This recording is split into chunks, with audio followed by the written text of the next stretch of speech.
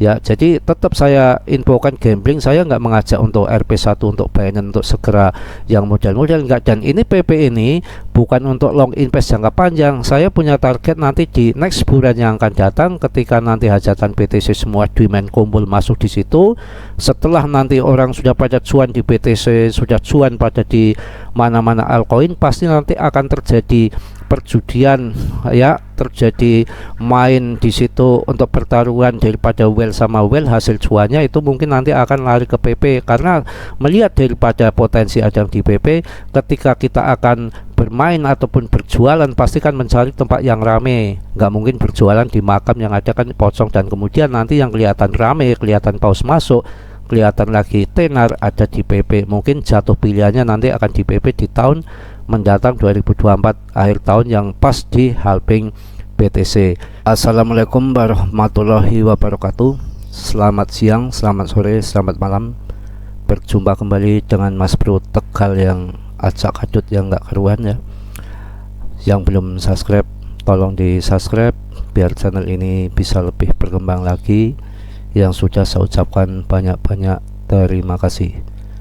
Mas Bro hari ini akan membahas dengan semangat. Mohon maaf hari ini gak canda dulu. Saya akan memberikan edukasi penting, memberikan basic cara bermain kripto agar Anda menjadi jutawan benar ya, bukan hanya menjadi penghalu tiap hari. Yang akan sampaikan ini basic untuk pemula terutama di dalam kripto ini, yang selama ini kita terjerumus di meme coin ataupun nggak tahu timing masuk dan timing keluar. Kita harap nanti foto kita dirubah, mindset kita diperbaiki, psikis kita, yang mana ke depan saya harap setelah nanti cuan daripada altcoin yang mana setahun lagi halving BTC, nanti momen buluran itu kan 4 tahun sekali siklusnya dalam BTC. Jangan sampai Anda kesalahan kedua kali, yang mana nanti ketika sudah cuan di bulan market yang akan datang sudah menunggu waktu lama dari tahun 2021 hingga 2024 selama 4 tahun. Ketika Anda udah cuan, Anda tidak didasari dengan pengalaman ataupun basic bermain kripto, uang Anda akan habis lagi, bahkan hilang semua. Itu akan rugi waktu, rugi pikiran, rugi uang. Yang namanya 4 tahun itu bukan waktu yang singkat ya. Langsung ini nanti ke depan saya harap untuk membeli fotonya yang 80% masukkan ke dalam BTC. Nanti akan saya sampaikan betapa desentralnya BTC dan semua demand tertuju dunia itu, dedengkotnya, bapaknya, mboknya itu di dalam BTC. Anda kadang-kadang mindsetnya salah, pemikirannya keliru. BTC sudah mahal Mas Bro, sudah mahal Mas Bro. Jangan melihat meme koinnya banyak, harganya receh. Yang kita lihat itu keuntungan, marginnya, cuannya. Anda beli BTC 1-2 juta, 3 juta bisa. Ketika kemarin naik 100%, yang beli di tahun 2022, pas kemarin 2023 di awal-awal tahun, Tether memborong daripada BTC naik sampai hampir 100%, 470 jutaan. Anda uang receh 1, 2, 3, 5 juta, Anda menjadi 5 juta. Ya kan begitu. Yang 5 juta akan menjadi 10 juta. Cuan dan profit 100%, tapi bukan menghayal. Jikalau Anda yang kemarin tahun 2022 masuknya di meme coin ataupun altcoin, yang ada kan Anda turun mulu, makin habis, makin kere. Artinya apa? Pemenangnya ada di Bitcoin ya. Sedangkan trader pun yang nomor 1 kelas dunia, dia hanya berscalping hanya di BTC Bro, bukan yang lain ya. Ini untuk para pemula. Jadi jangan Anda berpikiran uang receh saya akan masuk di altcoin lah, BTC sudah mahal. Itu sangat keliru ya. Sebab Yang saya lihat itu ketika Anda masuk di altcoin ataupun meme coin juga Anda masuknya itu lebih daripada yang 100 juta itu ada. Itu apakah nggak kerugian yang luar biasa? Itu menandakan nggak tahu main kripto dan belum tahu basic dalam bermain kripto, money management ataupun strategi untuk cuan itu bagaimana. Kripto itu kan banyak ponzi scam, kita harus berhati-hati. Project Mas Bro, project saya udah bilang bolak-balik, project itu untuk keuntungan daripada debtnya. Kalau Anda itu sesuai supply and demand, ya sesuai uang yang masuk, cara gobloknya uang yang masuk yang banyak di mana? Yang banyak adalah di BTC. Apakah Tether membeli koin Breeze, membeli meme coin? Enggak. Hanya satu exchange yang membeli di meme coin, mungkin jadi pelajaran yang berharga. CRO Singapura itu asetnya 20% itu masuk di SIBA. Itu sampai sekarang mungkin jadi pelajaran pahit bagi exchange itu, yang mana sangkut luar biasa sangat dalam di SIBA. Yang SIBA itu meme coin ya begitu, gambling. Karena CRO nggak jual dulu telat TP, mungkin halu juga mengharapkan nanti SIBA menjadi $1, akhirnya sangkut sampai sekarang. Yang namanya sudah disilaukan dengan keserakahan cuan besar, padahal sekelas CRO itu kan harta bandanya itu sudah gede aja tersilaukan dengan keserakahan, yang mana SIBA akan loncat tinggi. Itu hati-hati seperti itu. Kenapa saya hari ini membahas BTC? Karena BTC ini sangat unik. Ini diperhatikan, jangan di skip-skip. Kemungkinan nanti akan menjadi 1 miliar, 2 miliar, 3 miliar itu bisa menjadi kenyataan. Apalagi yang mana ETF support ini lagi menjadi topik yang hangat, yang luar biasa, yaitu untuk ETF support itu kemungkinan akan disetujui pas halving BTC. Yang namanya orang cerdas, orang pinter, orang besar, well class dunia, apalagi investasi terbesar, terhebat, terkaya di dunia sekelas BlackRock itu sekali mendayung 20 terlampaui. Ibaratnya jualan dagang ya di pasar malam, nggak jualan di makam. Yang beli siapa? Pocong. Yaitu nanti kalau sekarang ETF support disetujui sekarang, kondisi market yang gunjang ganjing, hajatan BTC belum dimulai, nunggu halving BTC tahun depan, maka dia mesti berpilih disetujuinya nanti ketika di halving BTC, ketika demand masuk, maka jualannya BlackRock ETF supportnya langsung laku di harga tinggi. Dia sudah serok dari kemarin-kemarin. Kalau ETF supportnya disetujui sekarang, dia belum untung gede. Tapi kalau nanti jualannya di saat halving BTC Bitcoin sudah terbang, otomatis BlackRock jualannya untung karena Bitcoinnya sudah naik. Itu aja Anda harus ngerti ya mengenai bisnis itu seperti itu. Ya kalau sekarang disetujui sekarang, harganya BlackRock ini BTC masih murah, mungkin untungnya baru dikit. Nanti aja di tahun depan ketika halving BTC, ketika buluran BTC harganya miliaran, maka yang beli nanti miliaran, ya BlackRock untungnya banyak, tinggal TP. Yang beli nanti terjungkal. Masa kayak gitu aja nggak paham Anda? Yang namanya politik dagang ya begitu, sama. Itu cara bodohnya seperti itu. Ibarat yang bodoh lagi ini, Anda jualan es kan pasti di tempat yang panas. Di musim kemarau nggak mungkin Anda jualan es di tahun penghujan. Itu seperti itu ya. Ini langsung kenapa alasan Mas Bro nanti BTC bisa diangkat tinggi, walaupun nanti dibanding lagi. Ini pemilik dompet kripto Bitcoin terbesar kelima itu sudah terungkap siapa dia. Sebetulnya Mas Bro udah tahu udah lama. US ini sebetulnya ingin meraup daripada keuntungan kripto, termasuk regulasinya, termasuk pajak-pajaknya, semua kanan kiri atas bawah itu sikut semua. Padahal nggak akan dia itu namanya BTC akan dibikin murah. Ya emang suatu waktu didam ya, karena dia ingin serok juga. Didam dia tuh nggak akan menjual, justru dia itu akan membeli. Yang namanya pemilik dompet kripto Bitcoin terbesar kelima terungkap itu yang punya itu adalah pemerintah US. Maka wajar saja kalau ETF support nggak disetujui, nggak mungkin dia juga ingin jualan harga tinggi sekelas daripada pemerintah US itu. Dompet Bitcoin terbesar kelima di dunia yang selama ini menjadi misteri ternyata dikendalikan oleh pemerintah Amerika Serikat. Menurut laporan dari akun analitik kripto Pixel Alert, dompet ini berisi sekitar 94.643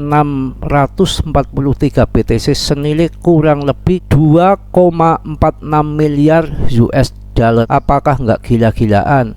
Bagaimana ini bisa terjadi?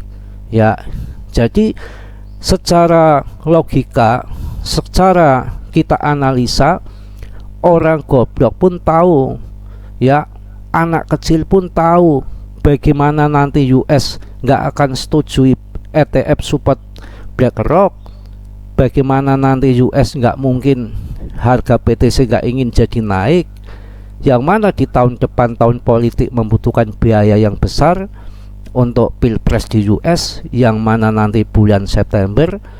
Bisa jadi BTC pas itu diangkat tinggi karena dia membutuhkan dana. Apakah nggak hebat ya seorang negara adikuasa US bermain pilpres hanya biaya dengan kripto, biaya dengan BTC, yang mana dia BTC-nya sampai 94.643 BTC senilai 2,46 miliar US dollar, bro. Gila nggak?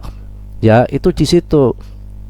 Dompet ini berisi Bitcoin yang disita dari peretas yang menyerang bursa Bitfinex pada musim panas 2016. Pasangan yang menikah Lia Lichtenstein dan Heather Morgan ditangkap karena melakukan peretasan pada Bitfinex dan mengambil hampir 120.000 Bitcoin dari bursa tersebut pada Agustus 2016. Saat ini jumlah Bitcoin tersebut bernilai lebih dari 4,5 miliar US dollar. Dan enggak, itu belanja siapa itu? Yang mengambil siapa? Akhirnya kan US. Sebetulnya ya pemenangnya US. Nggak mungkin kalau BTC itu nanti akan dibanting harga jatuh untuk serendah-rendahnya. Kalau di saat mau dia jualan, pasti nanti akan tinggi harganya. Makanya nanti kemungkinan BTC di tahun depan akan diangkat setinggi-tingginya pas US itu ada pilpres. Kesempatan kita masuk BTC waktu harga turun seperti ini, ya nanti pas US membutuhkan dana dengan Bitcoin dia akan jual, kita ikut menjual, pasti akan longsor ke depannya. Makanya sok kelas Tether yang sudah hebat kaya raya seperti itu ya sampai memborong BTC, artinya apa? Masa depan BTC akan cerah yang luar biasa. Yang mana sekarang Ripple aja bergabung dengan BRICS yang untuk menandingi mata uang US dollar, secara otomatis ya Amerika akan menaikkan BTC supaya orang bergeser lari ke BTC untuk investasinya dengan BTC, nggak supaya untuk mengurangi daripada ketenaran yang sekarang lagi gencar-gencarnya BRICS dengan Ripple ada kerjasama. Maka ya tidak akan tinggal diam, pemerintah US pasti akan ambil tindakan ke depan. Itu di situ, nggak semudah itu untuk menggoyang dolar, ya otomatis nanti kripto ataupun BTC ini yang terutama akan dimainkan harganya untuk terbang tinggi, bro. Jadi paham ya. Langsung ini saya akan ngecek di mana di CMC-nya bahwa Bitcoin ini harganya kemarin kan sampai 250 juta sampai 470-an waktu harga tinggi kemarin, beberapa bulan kemarin. Akhirnya kan 100% hampir yang punya keuntungan. Makanya kalau sekarang masuk untuk DCA, yang mana tahun depan adalah halving BTC, sekarang harga berapapun di BTC silakan masuk. DCA aja, kalau nanti turun lagi ya Anda masuk lagi di bawah. Kalau sampai nggak turun lagi, tiba-tiba terbang di tahun depan, Anda nggak ketinggalan, Anda sudah punya BTC. Memang seperti itu, penurunan berapapun, orang hebat seperti apapun nggak akan ngerti sampai berapa penurunan yang akan terjadi lagi. Yang namanya kita itu ngikut market, bukan market yang ikut kita, sesuai supply and demand. Setelah bahas BTC, saya akan bahas kemudian ETH BNB. Jika ETH BNB Anda katakan nanggung, padahal itu foto yang kedua setelah Bitcoin itu ya ETH sama BNB. Jika harga itu dikatakan nanggung, mendingan sekalian BTC, itu lebih bagus. Kalau mau sekalian yang receh tapi punya fundamental yang luar biasa, ya masuklah di SRP, Cardano, sama Polygon. 3 itu yang saya sarankan untuk harga yang rendah. Ya memang tidak menutup kemungkinan dengan koin-koin yang lain juga banyak terjadi yang bagus, seperti Litecoin, BCH ataupun BTC Cash, Solana, Chainlink, itu ya juga bagus juga. Tapi kalau saya bahas semua, Anda masuk semua, jadi yang uangnya dikit, uangnya pas-pasan kan bingung. Ya kalau Anda uangnya yang banyak, setelah saya kasih rekom untuk recehnya yang punya project-project yang real, bukan omong kosong, project yang nyata seperti SRP, Cardano ataupun BNB, Anda harus punya pemikiran sendiri. Kalau Anda dananya banyak, ya disebarlah. Yang koin-koin lain kan masih banyak yang bagus seperti Chainlink, Solana, SLM, semua ada di situ, nggak perlu saya kasih tahu semua. Dan ini untuk ilmu basic yang kedua, untuk para pemula terutama. Ini gambling, Mas Bro juga akan gambling di PP ini karena dari tahun 2021 sampai sekarang Mas Bro juga memilih koin-koin PP yang modal receh tapi sedikit portonya ya, 5% dari porto kita. Ya itu nanti masukkan ke Memcoin. Selama saya riset selama ini, saya membeli dari tahun 2021, entah Baby Doge, entah Ploki, entah Bris Jebris, semua nggak ada yang jadi. Kita lebih dalam lagi mempelajari di PP pausnya sudah banyak yang masuk, yang mungkin akan dimainkan nanti. PP yang mana sekarang pun menjadi trending topik di CMC. Yang nomor satunya adalah PP yang mana market capnya sudah lebih besar daripada Baby Doge ataupun Ploki ataupun Bris. Ini jatuh ada di PP yang mana di jaringannya ETH. Dan waktu Shiba Inu naik dulu dari awal harga receh itu memang awal-awalnya paus cinta dulu, senang dulu, masuk dulu di situ, berscalping dulu awalnya. Yang namanya scalping sudah cuan, nanti paus berbondong-bondong sama paus bertempur di situ, akhirnya yang terjadi kan nggak mungkin dia jual dihabiskan, karena nanti mungkin akan berpotensi dia paling nggak ditinggalin di hold yang 25% ataupun 40%, makanya harganya akan bertahap naik. Nanti kalau semakin tenar maka akan melambung seperti Shiba dulu, yang mana nggak pakai keluar tiba-tiba masuk Binance, tiba-tiba ini katanya masih di dalam eksternal, belum di internal secara resmi di depnya PP karena kemarin terjadi masalah ya, itu kemungkinan akan masuk Coinbase. Apakah nggak mantap untuk PP? Tapi tetap gambling di sini, itu pandangan Mas Bro seperti itu ya. Jadi tetap saya infokan gambling, saya nggak mengajak untuk RP1 untuk Binance untuk segera yang modal-modal, enggak. Dan ini PP ini bukan untuk long invest jangka panjang. Saya punya target nanti di next bulan yang akan datang, ketika nanti hajatan BTC semua demand kumpul masuk di situ. Setelah nanti orang sudah pada cuan di BTC, sudah cuan pada di mana-mana altcoin, pasti nanti akan terjadi perjudian ya, terjadi main di situ untuk pertaruhan daripada well sama well, hasil cuannya itu mungkin nanti akan lari ke PP karena melihat daripada potensi ada di PP. Ketika kita akan bermain ataupun berjualan pasti kan mencari tempat yang rame, nggak mungkin berjualan di makam yang ada kan pocong, dan kemudian nanti yang kelihatan rame, kelihatan paus masuk, kelihatan lagi tenar ada di PP. Mungkin jatuh pilihannya nanti akan di PP di tahun mendatang 2024 akhir tahun yang pas di halving BTC. Dan kalau kita melihat dari suplai-suplainya, hati-hati ya untuk yang pemula ini ya. Kita kalau main cryptocurrency harus dicek betul ya, yang mana harus kita tahu bahwa suplai yang beredar itu paling tidak itu hampir mendekati 100%. Makanya depnya nggak bisa membanting seenaknya, bikin rakul, jualan ya, mencuri, nyolong dan sebagainya. Kalau semua sudah dipegang sama holder, maka di situ akan terjadi supply and demand. Tapi kalau andaikan masih dipegang sama timnya seperti masih 61%, BRIS itu dipegang daripada depnya, maka rawan sekali. Apalagi ada sell kontrak, Anda bagikan seorang demand yang masuk membeli BRIS tapi embernya bocor, ngotor seperti orang kencing itu ya, akhirnya ya nggak penuh-penuh, udah kencingnya bau pesing lagi ya, Anda masuk ke breeze, ibaratnya Anda kencing di tempat yang WC-nya bau bocor sekali, itu di situ ya. Dari tadi ini baru canda, nggak apa-apa ya, tuh di situ.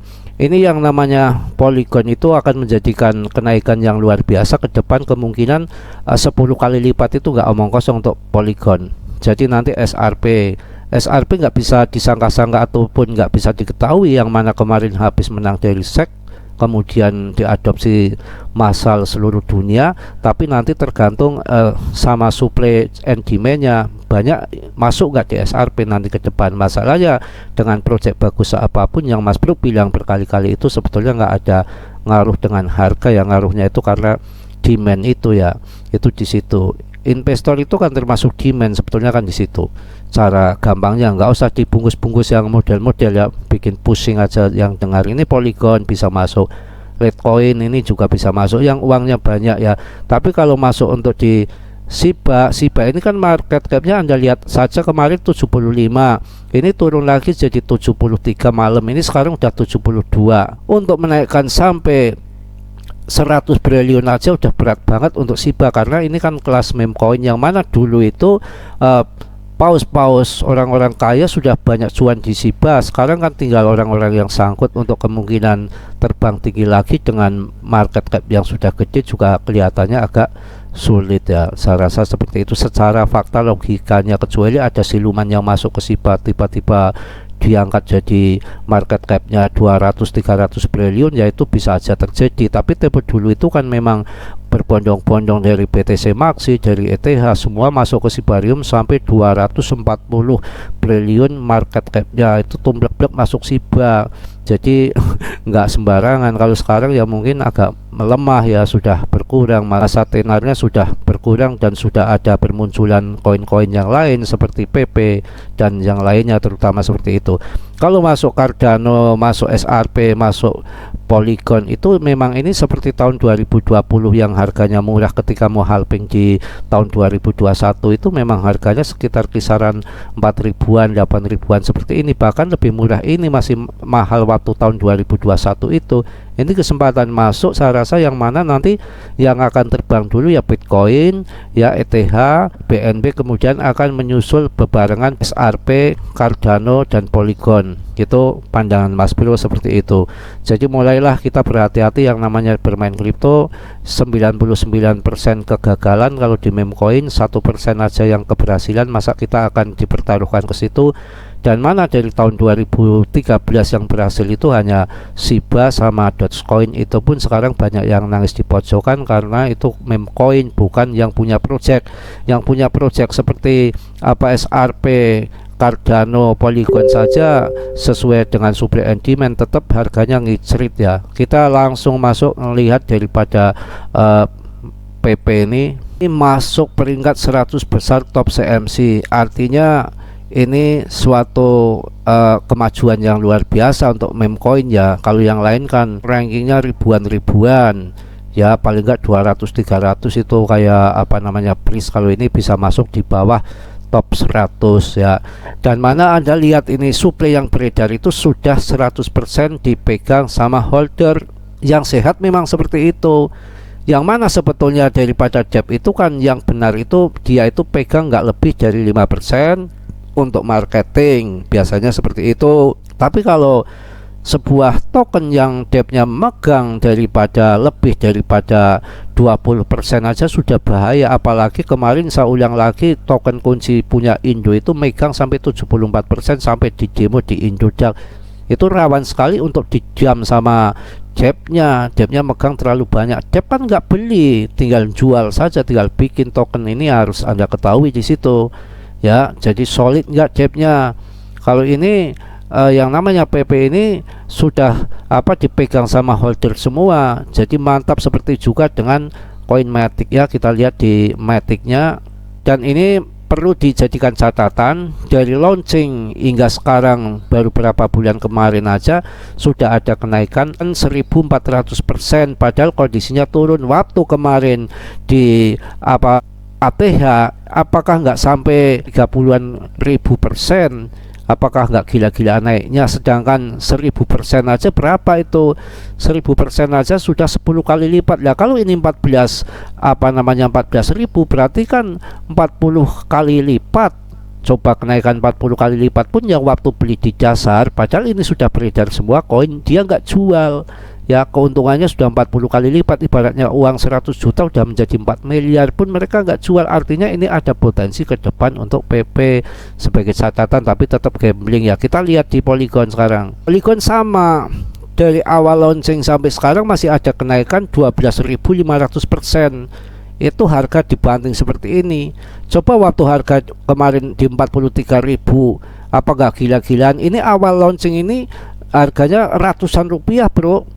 Tahun 2019 tuh ratusan perak, bisa menaik tinggi seperti ini. Ini karena berdasarkan dengan proyek yang bagus juga ya, demand juga menguat di situ, termasuk layer 2 nya daripada ETH, yang mana ini suplainya sudah beredar semua ya. Jadi sesuai supply and demand, ketika dibanting ya nggak apa-apa, yang banting holder ini mereka jualan, bukan yang banting depth-nya, itu nggak masalah. Itu di situ untuk Polygon ya. Saya harap ini untuk siang ini saya nggak banyak memberikan TA, yang penting TA juga lagi kondisi seperti ini. Saya mending memberikan strategi, mindset Anda dirubah, portonya diatur, money managementnya diatur, supaya menjadi senjata, menjadi jurus yang ampuh nanti ketika bermain kripto berhadapan pas kita di medan perang, di medan laga, yang mana tahun 2024 akan terjadi pertempuran peperangan di situ. Itu kan psikis kita ya, psikologi kita dimainkan. Kita harus mampu berperang melawan batin sendiri. Anda yang menentukan ini sudah waktu TP apa belum, sudah waktu TP apa belum. Nanti baru untung sedikit, padahal itu mau terbang terus. Anda TP, ketika nanti sudah di pucuk Anda masuk lagi. Itu semua diatur, nanti akan pertempuran yang sebenarnya di lapangan pertempuran di tahun 2024 akhir tahun, yang mana akan menjadi ajang pergulatan supply and demand. Di situ semua akan tempur mencari cuan di situ, tidak ada lain, tidak ada bukan ya, permainan uang, pertempuran di situ.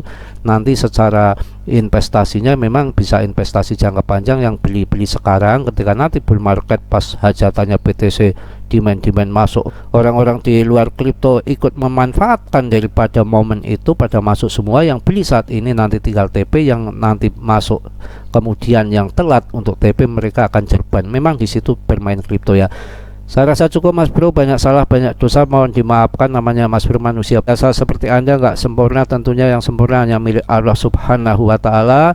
Yang positifnya Anda ambil, yang buruknya Anda buang ya. Tolong yang belum subscribe di subscribe, yang sudah saya ucapkan banyak-banyak terima kasih. Mudah-mudahan teman-temanku semua dalam kondisi sehat walafiat tanpa kurang suatu apapun. Tetap bersabar, tetap belajar, tetap atur mindset, tetap atur porto kita supaya kita cuan ke depan hari. Jangan mudah ditipu-tipu ya. Salam Mas Bro dari Tegal. Wassalamualaikum warahmatullahi wabarakatuh.